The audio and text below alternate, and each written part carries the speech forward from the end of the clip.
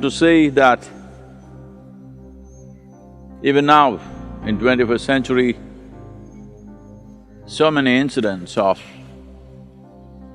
discrimination based on race, religion and caste.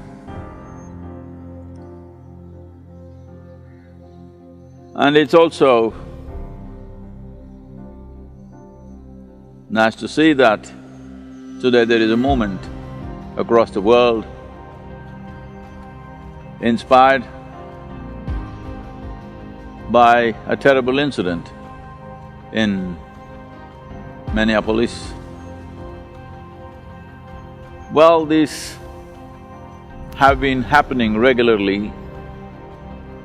Above all, though largely the laws enacted in almost every democratic country has kind of stabilized into an equitable process.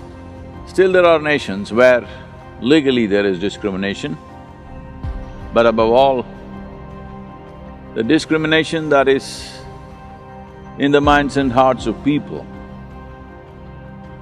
For this to go, there needs to be a movement not on the street, but in every home, every workplace and on the street, not necessarily in the form of a protest, but it is needed. And it's really heartening to see, particularly in UK, many symbols of racism of the past, of slave trade are being pulled down. But still in India, many symbols of racism, religious bigotry of the worst kind still lives on.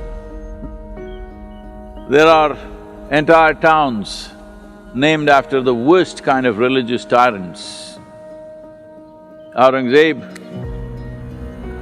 who in his lifetime is estimated to massacre nearly 4 million people just on the basis of religion, imposing taxes on people who belong to a religion which is not theirs. Still towns are named after them, streets are named after them, statues of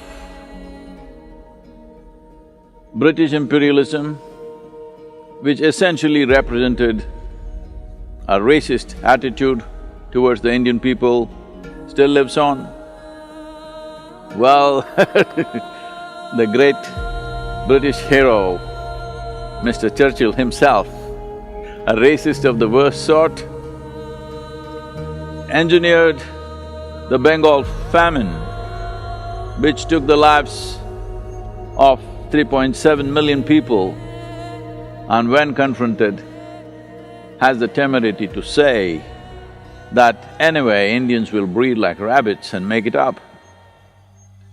Well, such people have been honored and celebrated in the world. It's time we set different standards for the coming generations.